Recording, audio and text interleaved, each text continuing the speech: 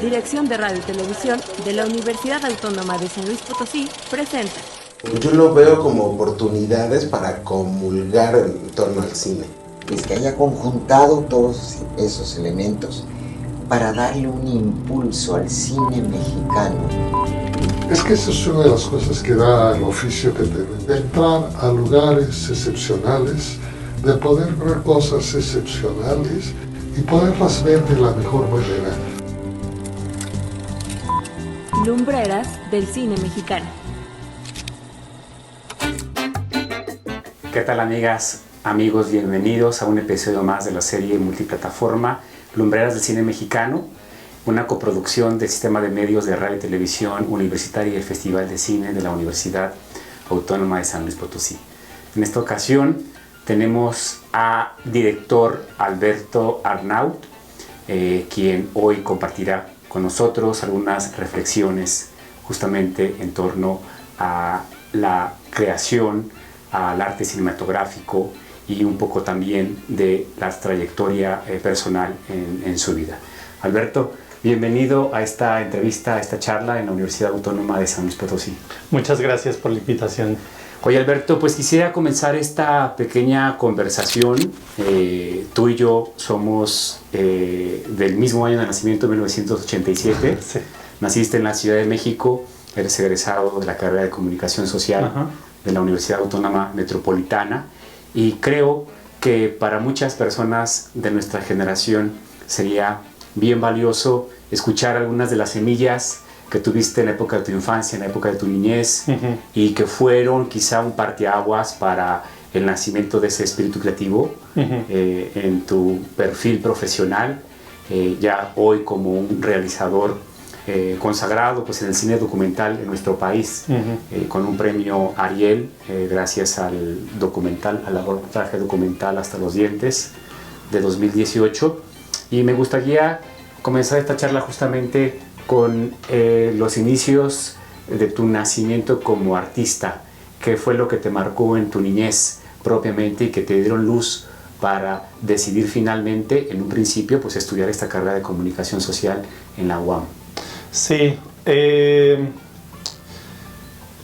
bueno, fueron muchas situaciones. Mis papás son académicos. Mi mamá en particular tenía una vocación artística, yo creo que muy clara en todo lo que hacía, ¿no? A pesar de que ella se dedicaba más bien a la sociología rural, pero siempre tenía mucho cuidado en los detalles, en cómo poner, desde cómo acomodar las cosas en la casa y así, pero siempre tenía como una vocación y una reflexión como muy artística, muy desde las emociones. Y pues yo, al ser el más chico de la familia, pues como que estuve muy pegado a mi mamá y creo que eso me influenció también mucho. Pero aún así mis hermanas pues también están un poco metidas en las mismas, ¿no? Claro. Mi hermana se dedica al teatro, ella se dedica al teatro cabaret, al teatro político. Y mi otra hermana pues siempre estuvo muy orientada a la gráfica, las ilustraciones, el dibujo, la pintura, etc. Y también creo que tiene que ver con que a una edad muy temprana, mis hermanas al inicio iban a la escuela que quedaba más cerca de la casa, ¿no? Y ahí a esa iban. Pero mi hermana mayor no le gustaban esas escuelas y tenía problemas en todas las escuelas. Y hasta que la metieron en una escuela que era una escuela que intentaba tener otro tipo de formación, ¿no? Que se llama Herminio Almendros, ahí al sur de la Ciudad de México. ¿Es una escuela pública? Es una escuela privada, pero que ha sido fundada que tenía una fuerte orientación hacia las artes y hacia las ciencias sociales. Era también fundada por exilados argentinos, chilenos, uruguayos, ¿no? Que venían escapando de las dictaduras y encontraron en México un refugio. Entonces como que mis compañeros también venían de esas formaciones políticas, ideológicas. Y sobre todo los compañeros de mis hermanas, que son un poquito más grandes. Sí. Pero pues de alguna manera a mí me tocó mamar de todo eso, ¿no? Pero tus hermanas siguen siendo de la generación millennial todavía, me imagino, ¿no? Sí. Me llevan unos 4 años, 4 o 5 años, ¿no? Entonces sí, son más o menos de la misma generación. Y pues como una de las primeras cosas que me acuerdo, ¿no? En esas escuelas, también en la otra escuela donde hice la secundaria y la preparatoria, Claro. como que era, así te dedicaras a las ciencias duras, a la física, a las matemáticas, lo tenías que relacionar con algo artístico, Claro. como que era mal visto, Claro. no dedicarte como Sí, a los temas artísticos, ¿no? Entonces como que a fuerza tenías que meter el arte en algún lugar, ¿no? Claro. Aunque no quisieras.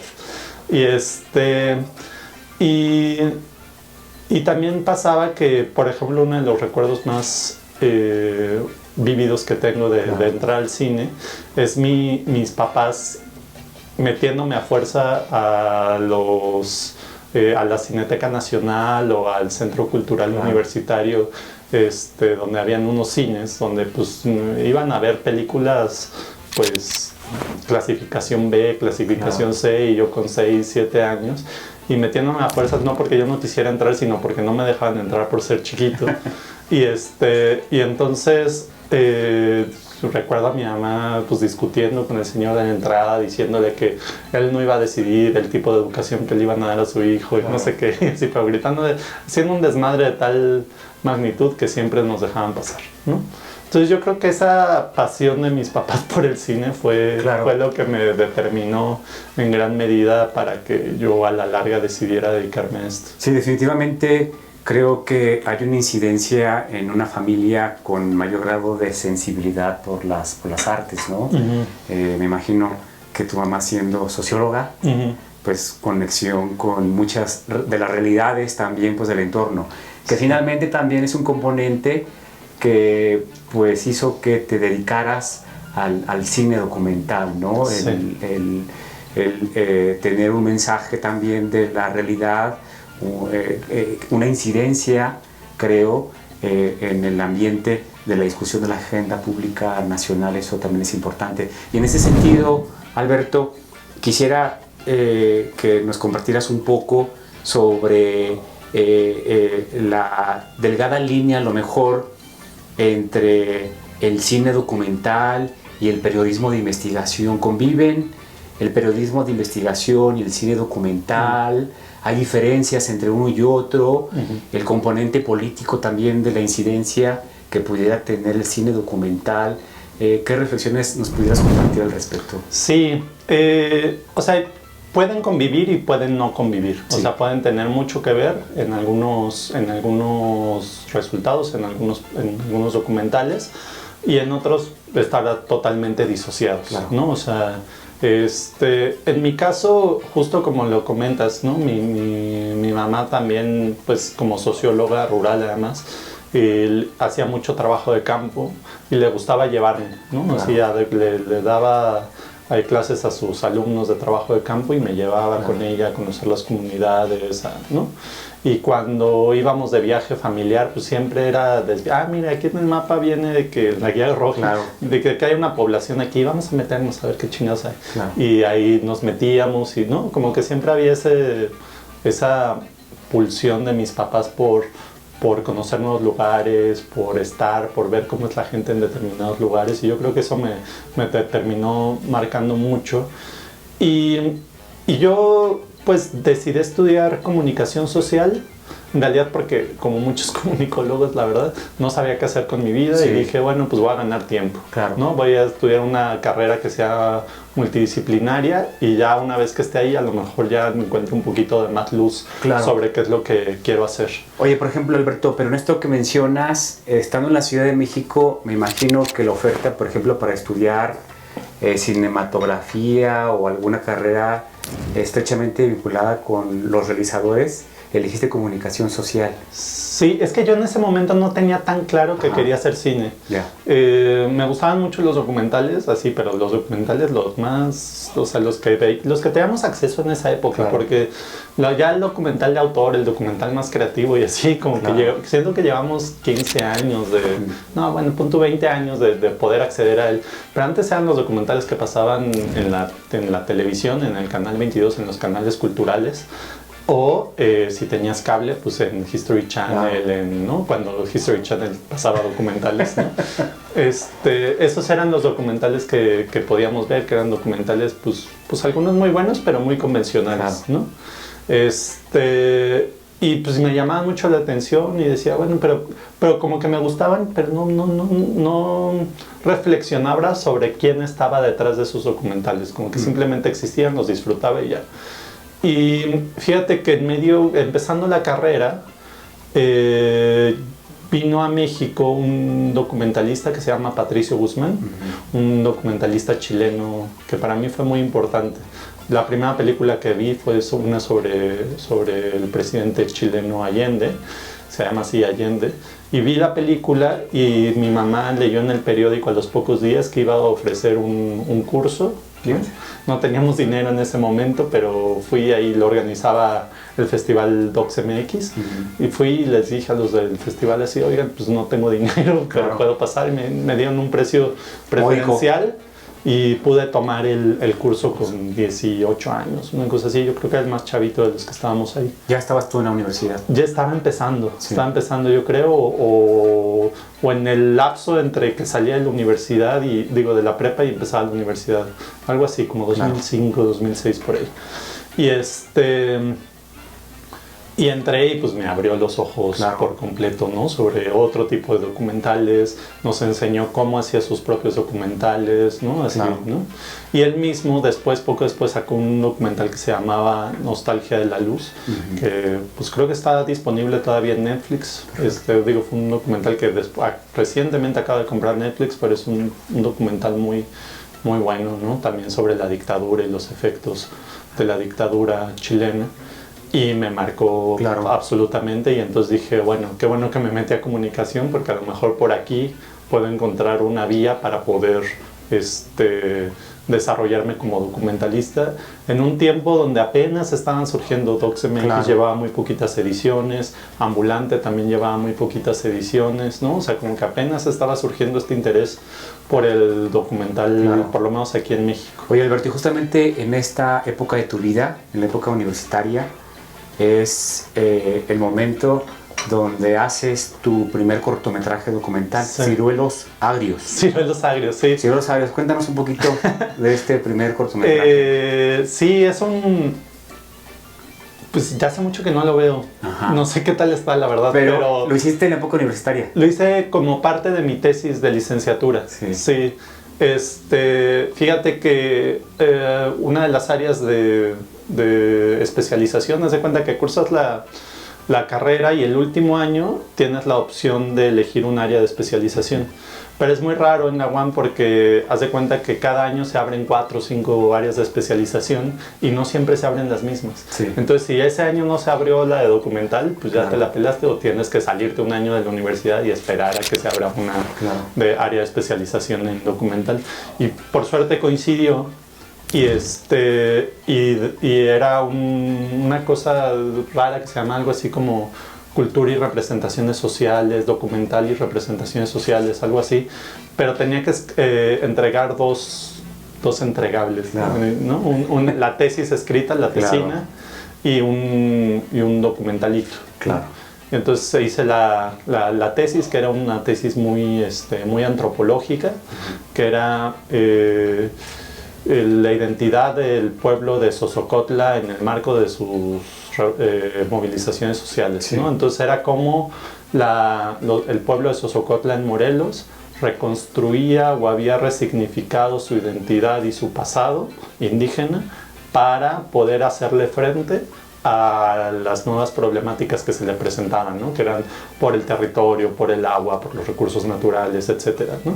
Entonces esa era como la parte escrita, pero también hice un documental sobre ese tema, y ahí me centré mucho en una radiodifusora que tenía el pueblo, que era en realidad una radiobocina.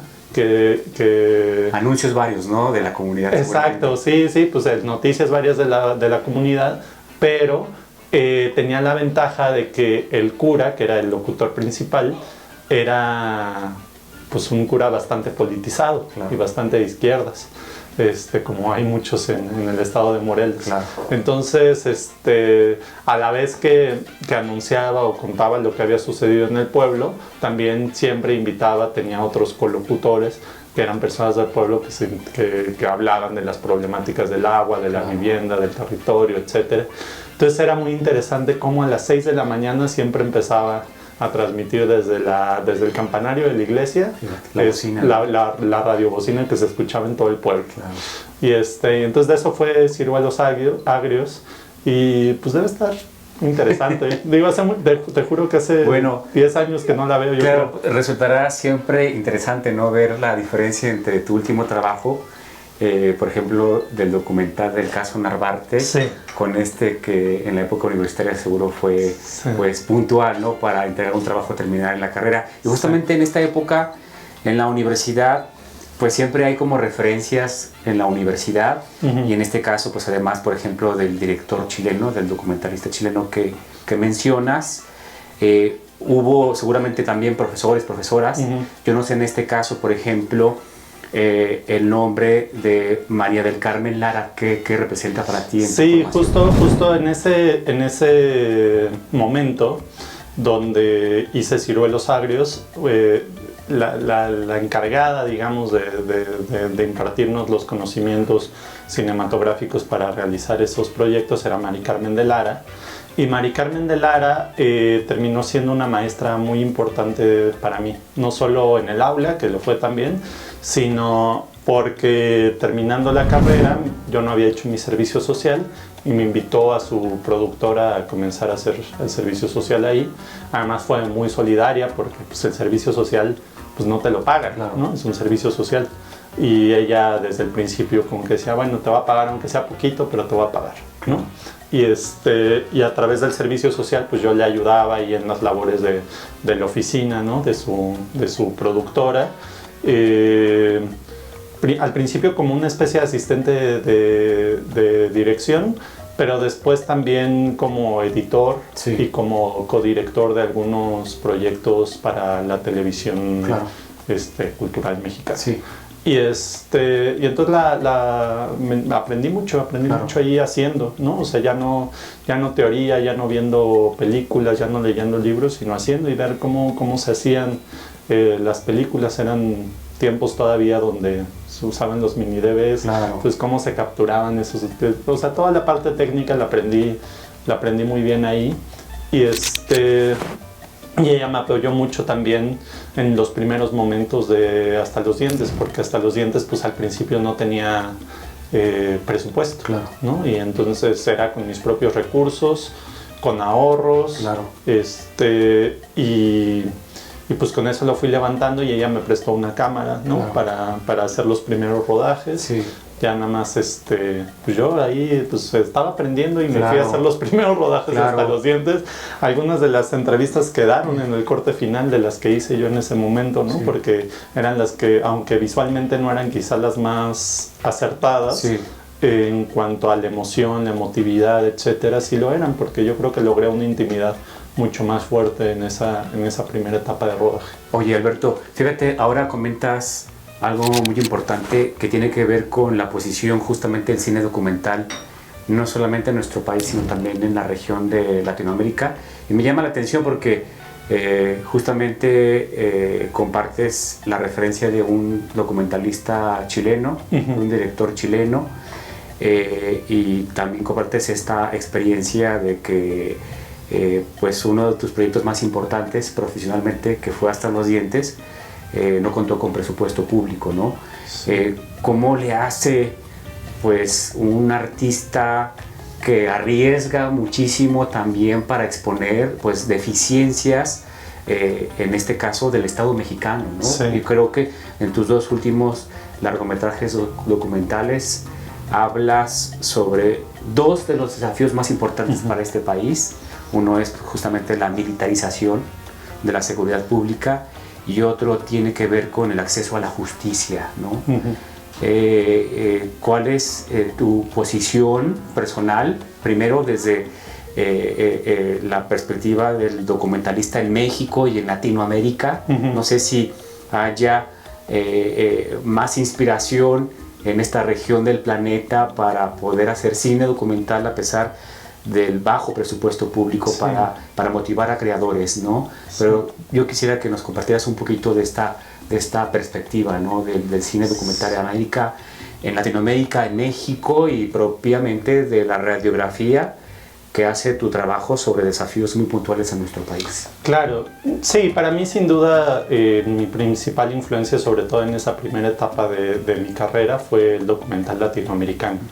Y en particular el documental de memoria y posmemoria, ¿no? Todos estos documentales relacionados pues, con la dictadura, algunos realizados por personas que participaron directamente en las movilizaciones sociales, como Patricio Guzmán, y algunos, por ejemplo, como por hijos de militantes o de personas que se movilizaron, que fueron, por ejemplo, desaparecidas, que fueron asesinadas en los marcos de las distintas dictaduras en América Latina. Y pues por esta experiencia también previa que te contaba de mi escuela, ¿no? de la escuela en la que tuve mis primeros estudios en la primaria, pues claro que desde ahí venía una sensibilidad hacia esos temas y hacia esos documentales, ¿no? Y pues Mari Carmen de Lara también tiene una posición política muy clara, ¿no? Es quizá una de las documentalistas pioneras, ¿no? en el feminismo, en el cine documental. Y pues encontré ahí un nicho como muy importante. Sí, y pues eso, o sea, en Hasta los Dientes, eso, mis principales influencias fueron documentalistas de América Latina, ¿no? Después también empecé a sumarle pues otros documentalistas norteamericanos como Errol Morris, ¿no? Que es un genio, sobre todo, bueno, en muchos géneros, subgéneros del documental, pero en particular en el true crime, ¿no? En estos documentales que tienen que ver con crímenes reales. Sí. Entonces yo creo que un poco lo que hice en Hasta los Dientes fue hacer como una especie de mixtura entre el documental social político latinoamericano y el documental de investigación norteamericano, ¿no? Entonces como que traté de hacer como una mixtura que tuviera la sensibilidad, la empatía, el compromiso político y social del documental latinoamericano, pero que tuviera la efectividad narrativa del documental norteamericano, ¿no?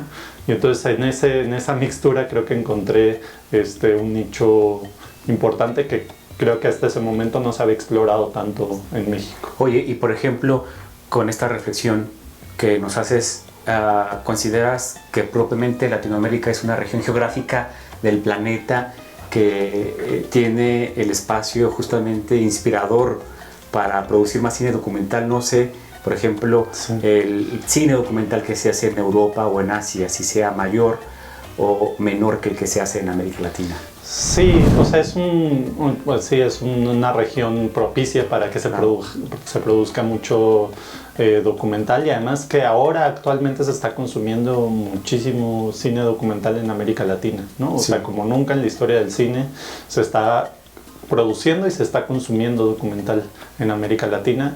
Gracias a las plataformas, pero también gracias a un interés creciente de la sociedad mexicana y latinoamericana por conocer más sobre su entorno, ¿no? Y sobre ellos mismos. Siento que el documental de alguna manera, en un momento donde la información está tan dispersa, donde hay tantas fuentes de información no verificadas ni verificables, donde digamos hay muchas fake news, etcétera, ¿no? No digo que en el documental no las haya, pero creo que el documental se está cubriendo, entre otras cosas, una necesidad de darle sentido a toda esa información que está de alguna manera desintegrada y dispersa por todo el espacio mediático. Entonces eso para mí se me hace un acierto muy importante de los documentalistas que estamos tratando de entender qué es lo que está sucediendo en nuestra sociedad actualmente, y de hacerlo además a través de esta herramienta que te permite, por ejemplo, presentarle pruebas al espectador, no solo decirle las cosas sucedieron así, sino decirle las cosas sucedieron así, lo sé porque tengo acceso, por ejemplo, a esta cámara de seguridad o a este documento que lo comprueba, etcétera, ¿no? Entonces yo siento que eso, la posibilidad de acercarle un discurso como más estructurado y además con pruebas o evidencias al espectador, creo que está siendo muy atractivo para el espectador latinoamericano. Y sí, sin duda, además, Desgraciadamente en México, pues Sí. la situación es tan escalofriante Claro. y tan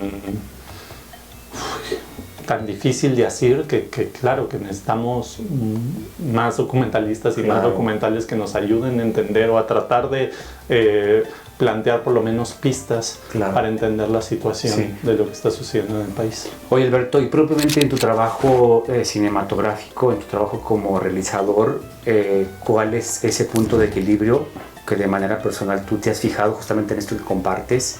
¿Hay claramente una posición política en el trabajo que haces y además necesaria para el debate público y entre justamente con el material que presentas en tus trabajos, también cuidar, ¿no? Pues las otras posturas que a lo mejor también son importantes en el debate público, ¿no? De manera personal, ¿cómo te fijas tú ese punto de equilibrio en esa posición política necesaria, pero también en la posibilidad de que haya otro tipo de reflexiones? Sí. Por ejemplo, en el caso Hasta los dientes, bueno, yo he participado en muchos colectivos Claro. políticos, estudiantiles, juveniles, ¿no? O sea, mi posición política fue muy abierta, sobre Claro. todo en otra época. Pero yo me planteaba en Hasta los dientes que a mí no me interesaba llegarle a mis amigos, Claro.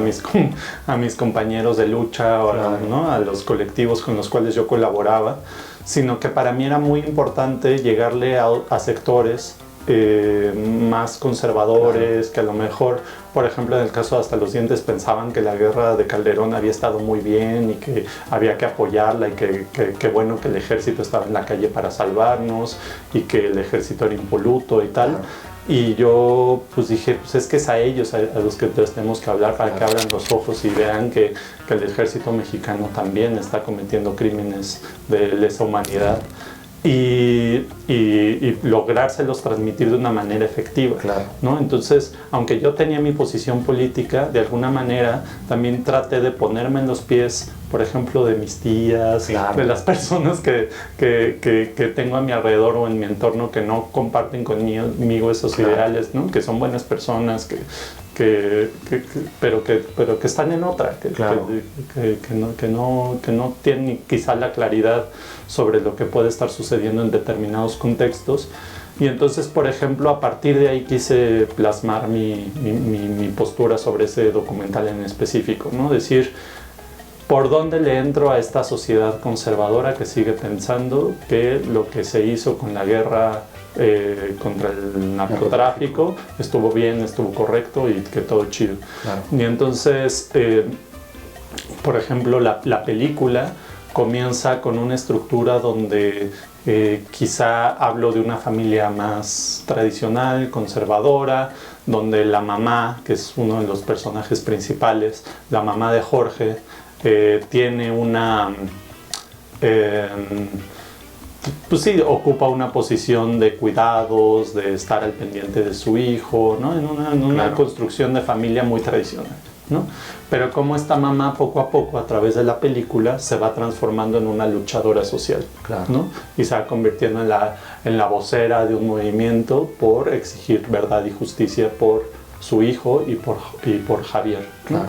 Entonces siento que de esa manera creo que lo logré, al menos, de que el espectador sufriera esa misma transformación, con la ventaja de que no lo tuvieron que sufrir en carne propia, sino que lo pudieron ver en una pantalla y sin necesidad de que les pasara a ellos experimentar esa transformación política e ideológica, Claro. ¿no? Y entonces es el mantener de fuera un poco mi ideología, mi política, y ser más estratégico en esas decisiones. Creo que fue un acierto importante para que la película tuviera efecto. Claro. Alberto, creo que un gran mensaje oculto, sobre todo, bueno, ahí muy disimulado, tanto en Hasta los dientes como en el del caso Narvarte, planteas pues un ideal de las sociedades democráticas de nuestro tiempo, particularmente las de América Latina, y que es el acceso a la verdad. El acceso a la verdad.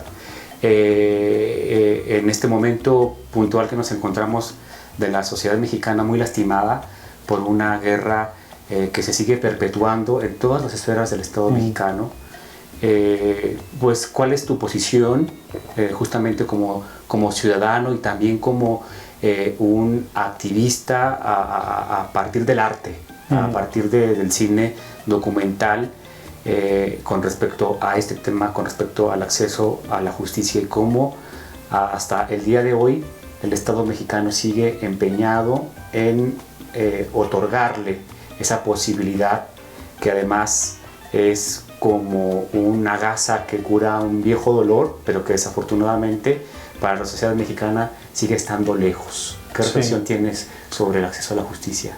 Sí, fíjate que es algo que es muy personal, pero yo creo que la verdad es más importante, por ejemplo, que el tener en la cárcel a los responsables. Para mí, como sociedad, nos es más útil saber lo que sucedió que meter simplemente a las personas malas a la cárcel, ¿no? Porque el problema del punitivismo y de meter a las personas simplemente a la cárcel es, uno, que si no tienes la verdad, no tienes ni siquiera la claridad de si esas personas fueron o no fueron, ¿no? Entonces desde ahí ya está todo mal, ¿no? Pero suponiendo que sí fueron, ¿no? Es así como de, bueno, pues agarramos a estos que los mataron, los metemos a la cárcel y se acabó el problema, pero no se acabó el problema, ¿no? El problema muchas veces tiene causas mucho más profundas y mucho más graves que el hecho de que unas personas hayan decidido por distintas razones cometer un crimen, por ejemplo, ¿no? Si tú metes a la cárcel a las personas que participaron directamente en los hechos y mataron a Jorge y a Javier, está muy bien, pero eso no va a impedir que otras personas y otros militares vuelvan a hacer eso, ¿no? Porque hay una cadena de mando, porque hay una estrategia de guerra que se está siguiendo, en la cual muchos militares se encuentran frente a las mismas disyuntivas, ¿no? Y entienden que mejor matar al otro que mejor que lloren en la casa del otro que lloren en mi casa, ¿no? Y eso habla también de una falta de preparación, porque los militares no están diseñados para asumir tareas de seguridad pública, de seguridad ciudadana. Ellos tienen otro tipo de formación, ¿no? Y entonces quizá ese es el problema, y hemos llegado a un punto donde quizá también es muy complicado simplemente retirar al ejército, ¿no? Te no tenemos policías preparadas, porque las policías muchas veces también están cooptadas por el narco, porque tú financias te pones a formar un grupo de policías y al rato de esos mismos policías con esa formación se pasan al lado contrario. O sea, estamos dentro de una situación donde ya ni siquiera sé cuál es la salida o cuál es la solución. Pero por eso justamente creo que es más importante la verdad que el tener a las personas tras las rejas. Claro. ¿No? En este último documental que presentaste en diciembre de 2022, del caso Narvarte, pues también abordas un tema que tiene que ver con la procuración y impartición de justicia, con el papel que tienen las fiscalías en las entidades federativas. Resulta tristísimo todavía que, según estadísticas oficiales, más o menos el dato es que 9 de cada 10 delitos que se cometen en este país quedan en total impunidad. En este sentido, yo quisiera preguntarte, ¿te sorprendió todavía en este trabajo que realizaste algún dato que fuiste descubriendo en este trabajo de investigación? ¿Se incrementó tu grado de decepción justamente con el tema el trabajo propiamente de las fiscalías y relacionado también con el acceso a la justicia para millones de personas en este país? Sí, sin duda. Fíjate, en estas aportaciones que intenté yo hacer a la opinión pública, que son hasta los dientes y a plena luz, el del caso Narvarte, sí identifiqué o creo que dos piezas claves de las problemáticas y de la crisis de derechos humanos que estamos viviendo todavía en el país. Es uno, las fuerzas públicas que están actuando en contra, se supone, del crimen organizado, etcétera. En este caso el ejército, pero también las policías. Y en el otro lugar, las fiscalías, ¿no? Que se supone que tienen que ser las encargadas, pues, de procurar la justicia, ¿no? Claro. De que haya justicia en los distintos casos que se presenten. Y en este segundo caso en particular de las fiscalías, me sorprendió, digo, estos datos Claro. del nivel de impunidad, ya lo sabíamos, ¿no? Pero me sorprendió la ineptitud de las autoridades, ¿no? O sea, me sorprendió lo lejos que estamos de poder llegar a tener una investigación criminal adecuada, Claro. ¿no? Pues estamos muy lejos, estamos en pañales. Y este caso sucedió en la Ciudad de México, Claro. que se supone que en algún momento llegó a ser la vanguardia en Claro. cuanto a la preparación de peritos y fiscales y MPs y tal, y donde se supone que tendría que tener mayor recursos por la magnitud de la ciudad, de las problemáticas que se enfrentan ahí, y aún así no tenemos la más mínima capacitación para peritos, MPs, fiscales, el enfrentarme a la averiguación previa, ¿no? Que era un conjunto de alrededor, bueno, a los que yo tuve acceso, alrededor de 22 tomos. Claro. Era muy frustrante ver cómo desde el minuto 1 se hicieron mal las cosas, ¿no? O sea, llega el primer respondiente, que es un policía de seguridad pública, y llega a la escena del crimen, y desde el minuto 1 ya contamina la escena del crimen, el lugar de los hechos. Deja pasar a periodistas de nota roja para que tomen fotos, y entonces vemos que, por ejemplo, en los lagos hemáticos, en los charcos de sangre, Claro. Hay huellas de zapatos, hay huellas de manos, de personas que no sabemos si son criminales, o son periodistas, o son policías que entraron en el primer momento. No tenemos ni idea de de quién son esas huellas, justamente porque la escena del crimen estaba totalmente contaminada. Claro. Pero también, por ejemplo, no se solicitó de manera adecuada la sábana de llamadas del número Sí. más importante que se utilizó ese día, ¿no? Un número de teléfono que se encargó de planificar y organizar toda la operación. Ese número se pidió mal en 2 ocasiones, Claro. ¿no? Y entonces ahí es cuando empiezas a sospechar si fue ineptitud o fue complicidad, ¿no? De las autoridades con las personas que se encargaron de asesinar a las 5 personas que fueron asesinadas en la Narvarte. Sí. Y lo mismo pasa, por ejemplo, con lo que encontramos en los videos, ¿no? Sí. En los videos se ve claramente que hay otras personas que participaron en los hechos, por lo menos 2 personas más que son perfectamente visibles y que no fueron identificadas por la fiscalía, no fueron ni siquiera señaladas así de, bueno, aquí hay 3 y aquí hay otras 2, no sabemos quiénes son, pero aquí hay otras 2. No, ellos decían, no, fueron estos 3 y punto, ¿no? Claro. Porque eran los que aparecían más claramente en los videos y no tenían Sí. de otra más que admitir que eran ellos 3. Pero aparecen por lo menos otros 2. Y aparece un vehículo tipo Malibu, que además Sí. es el tipo de vehículo que se utilizaba en alguna época por los policías judiciales en varios lugares del país. Y ese vehículo Malibu va siguiendo la camioneta de los involucrados durante gran parte de su recorrido. Sí. Y existe comunicación entre esos 2 vehículos a través de llamadas telefónicas, etc. Y ese vehículo tampoco fue investigado. Hasta la fecha no sabemos a quién pertenece ese vehículo.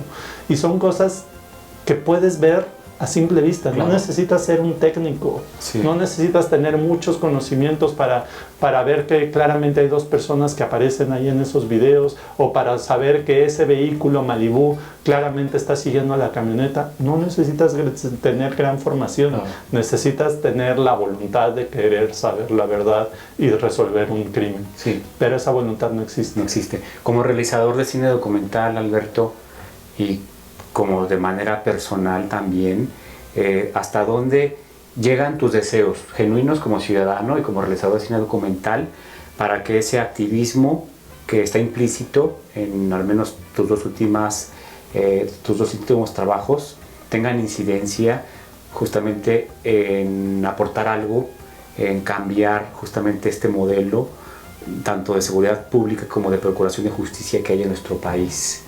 Porque, por ejemplo, el documental de Hasta los dientes pues, fue presentado incluso en la Cámara de Diputados en un momento en donde se elevó a rango constitucional la creación de la Guardia Nacional, ¿no? Exacto. Y en este momento también en donde incluso ya se ha llegado a redimir al ejército mexicano en labores muy puntuales y en acontecimientos históricos traumáticos para la historia nacional, ¿cuáles serían propiamente estos deseos personales? ¿Hasta dónde quieres que pueda llegar esta incidencia política que a través de Hasta los dientes o del caso Narvarte pudiera tocar o incidir en las instituciones del Estado mexicano? Sí, fíjate que han sido momentos muy particulares. Por ejemplo, en el caso de Hasta los dientes, en un primer momento, la primera cosa que yo sentí, llevaba poquitos años de haber terminado la carrera, sí. Yo estaba haciendo todavía mis prácticas con Mari Carmen de Lara, y yo en un primer momento lo único que quería, porque yo conocía a Javier, una de las víctimas del caso de Monterrey, del CIEC de Monterrey, yo lo único que quería era limpiar su nombre, ¿no? Que la gente supiera que no había sido un sicario armado hasta los dientes como presumían las autoridades, sino que había sido un chico ejemplar en muchas cosas, el orgullo de su familia, el orgullo del pueblo en el que había nacido, que era el pueblo además de mi papá. Sí. Entonces yo lo sentía como algo muy cercano y como una afrenta casi personal, ¿no? Entonces en un primer momento simplemente quería limpiar su nombre. En un segundo momento, la familia de Javier, de este mismo chico, me facilitó el expediente que en su momento había armado la Comisión Nacional de Derechos Humanos.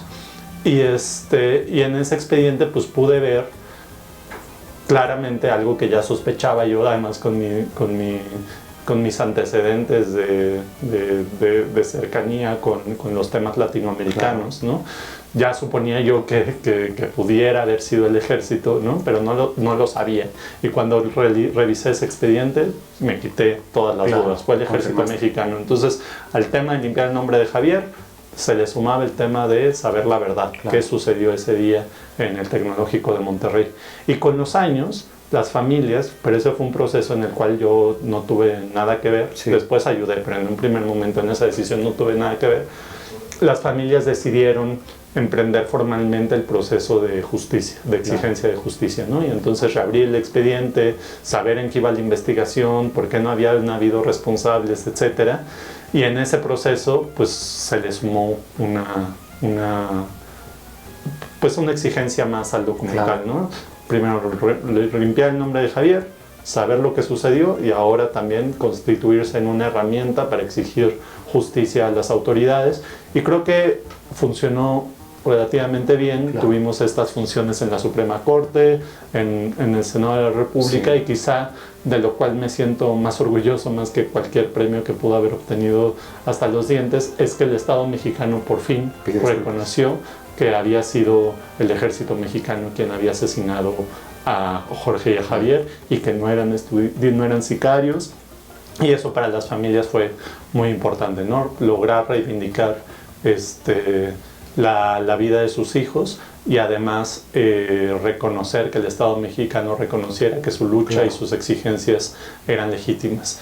Y entonces a partir de esa experiencia decidimos tratar de trasladar esa misma experiencia a el caso de la Narvarte, ¿no? Un caso que a mí, a mis amigos, a mi familia le había tocado muy cerca personalmente porque vivíamos en una colonia muy cercana a la colonia Narvarte, porque yo estaba metido en los mismos movimientos sociales y en las mismas movilizaciones que Nadia y que Rubén, dos de las víctimas que venían escapando del gobierno represor y corrupto de Javier Duarte.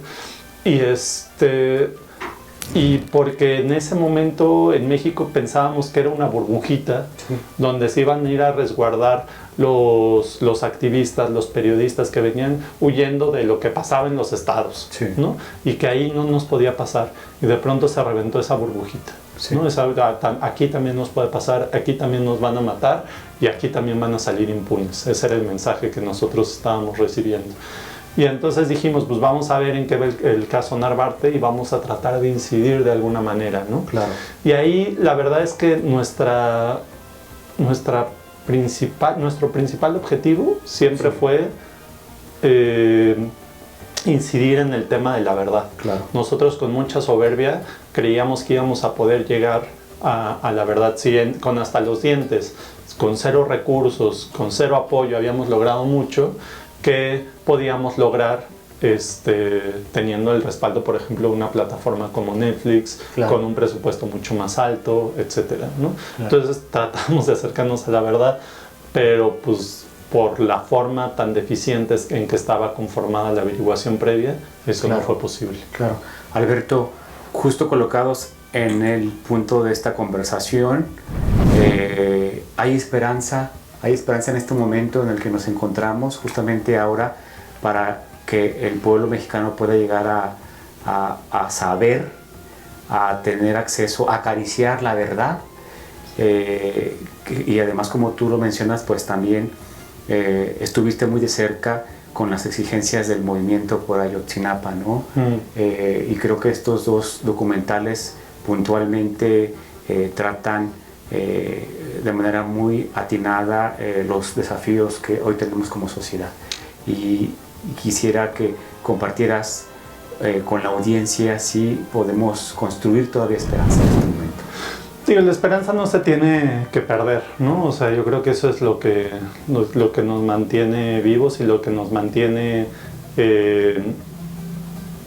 pues exigiendo a las autoridades y mostrándoles en la cara sus deficiencias.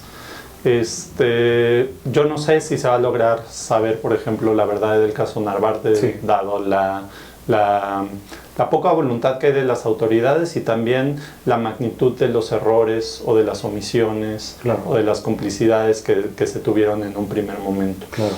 Muy difícil. Pero lo que sí creo que puede haber esperanza es que como sociedad, si exigimos, si seguimos movilizando, si seguimos estando al pendientes de lo que hacen las autoridades, podamos garantizar en un futuro que esto no vuelva a ocurrir, claro, ¿no? Que tengamos autoridades capaces no solo de resguardar la seguridad de los ciudadanos, que es una de sus responsabilidades principales como Estado, claro, sino también de asegurarse que si se comete un crimen logremos saber qué fue lo que sucedió y se actúe en consecuencia. Sí. Alberto, seguramente tú compartirás conmigo la idea de que el arte, la cultura, el cine, la música siempre serán herramientas para justamente aliviar un poco estos dramas y estos traumas que como sociedad mexicana experimentamos todos los días, ¿no? Sí, yo creo que hablar de los temas es parte de aliviar ese trauma. Yo sé que a veces es difícil, a mí incluso me estoy tomando unas vacaciones, claro, de esos temas porque es cada vez más difícil hablar de eso por razones emocionales, claro, etcétera. Pero yo creo que si no hablas de tu trauma, si no lo liberas, es una cosa que se sigue ahí acumulando y volviéndose cada vez más grande. Entonces hay que hablarlo y hay que decirlo, claro, y hay que soltarlo. Justamente, Alberto, para ir cerrando un poco este episodio de la serie multiplataforma Lumbreras del Cine Mexicano, yo quisiera que nos compartieras cuáles son los proyectos que vienen en esta etapa de tu vida, después de justamente este receso que te quieres dar con temas tan sensibles y emocionalmente trascendentales de nuestra sociedad. ¿Vas a seguir haciendo este tipo de cine documental o vas a explorar otras áreas del cine? Fíjate que ahora estoy muy contento con un proyecto que estoy desarrollando junto con un socio amigo que me acompañó en estas dos películas, que sí, es Pedro G. García, el editor de ambas películas y co-guionista, co-investigador. Y estamos lanzando un proyecto que, bueno, podríamos llamarlo una productora, aunque en realidad es una especie de colectivo de personas que creamos productos audiovisuales, ¿no? Tanto para plataformas, cine, televisión, lo que sea. Y estoy muy contento con ese proyecto. Estoy entrándole a la edición. Edité un par de series para plataformas también. Y eso me ha mantenido como más en calma y agarrando fuerzas para volver a emprender otro proyecto personal en el futuro, que todavía no sé cuál será, pero ahorita estoy retomando fuerzas después de estos procesos tan desgastantes. Oye, Alberto, ¿y cuando no haces cine, qué haces? Absolutamente nada. Sí. Disfrutas el pase del tiempo, ¿no? Pues he tratado de agarrar hobbies, que la bicicleta, que la verdad es que me termina absorbiendo el trabajo mucho. Claro. Pero bueno, ahí aprenderé poco a poco a quitarle menos peso al trabajo en mi vida. Excelente. Pues muchísimas gracias, Alberto. De verdad ha sido muy enriquecedora esta conversación que hemos tenido contigo como parte de una coproducción que hace Radio y Televisión Universitaria y el Festival de Cine de la Secretaría de Difusión Cultural de la Universidad Autónoma de San Luis Potosí. Invitamos a nuestra audiencia a continuar explorando estos episodios de esta serie documental. Muchísimas gracias, Alberto. Muchas gracias a ti.